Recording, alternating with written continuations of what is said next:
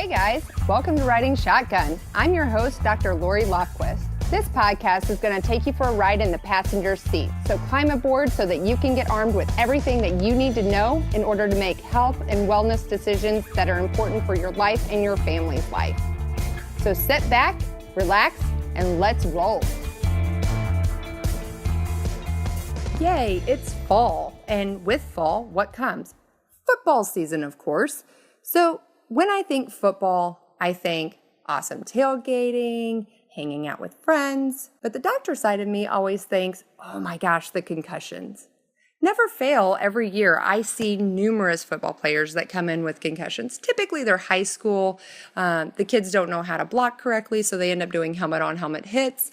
And a lot of times with these concussions, I have to give them the really bad news. Because concussions are a serious thing. The research on concussions has grown over the past few years, and it basically is saying once you've had a concussion, if you get another one, it's going to be worse and worse and worse. They're progressive, they're cumulative. So once you start getting concussions, you have to start being a lot more careful.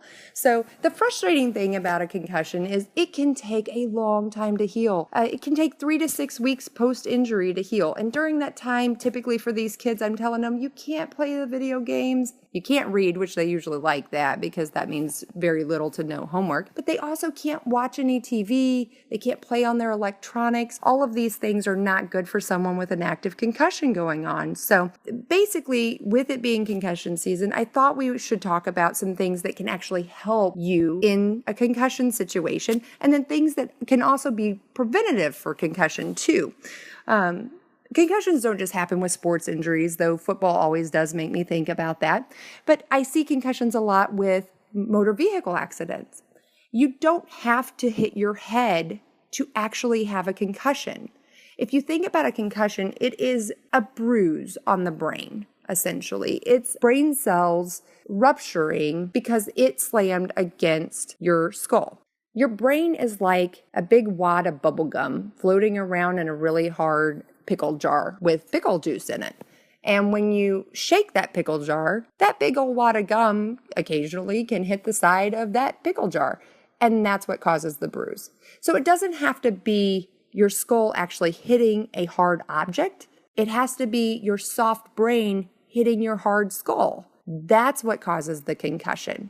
Now, in severe concussions, typically there's some sort of trauma to the skull. You hit your head on something, and the concussion ensues because of that.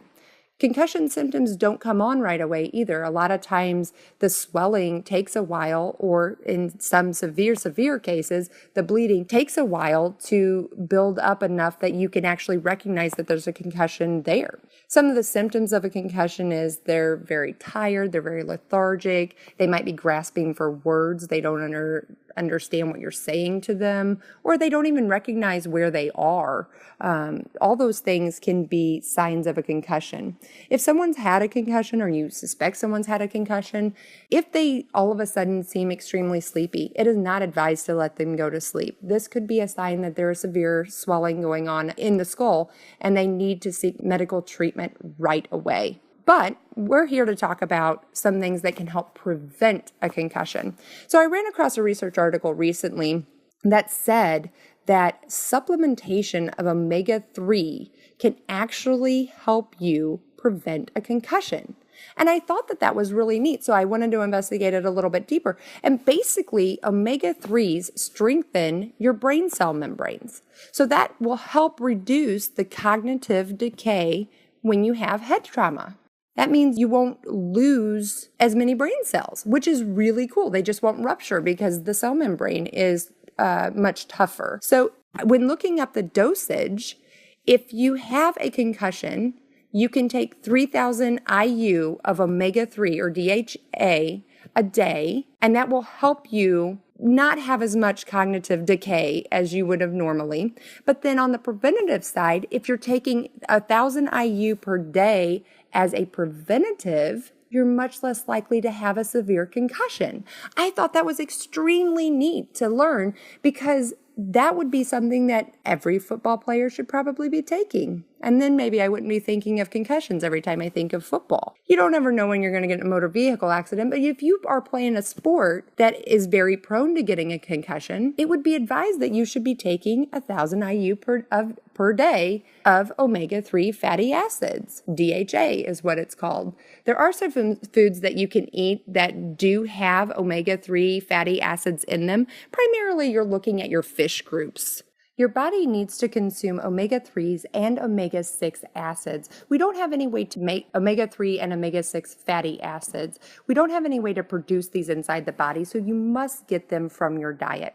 However, in the SAD diet, the standard American diet, we get too many omega-6s typically. Soy, for instance, is very high in omega-6s, and soy in American food is very high.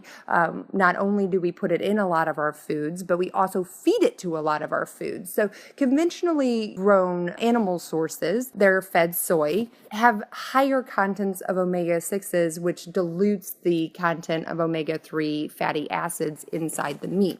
To get the diet to supplement your omega-3s, you need to eat seafood, preferably fatty fish, 1 to 2 times per week. And a lot of people are going to balk because, when you're talking about fatty fish like salmon and things like that, now you also have to look at, okay, but there's mercury content in that. So you need to find wild-caught salmon. That is your best bet, is to eat wild-caught salmon or wild-caught fatty fish. If you can't find that, then you need to look at farm-raised, which is not as good. It's much more prone to getting disease, but farm-raised fish is better than no fish at all.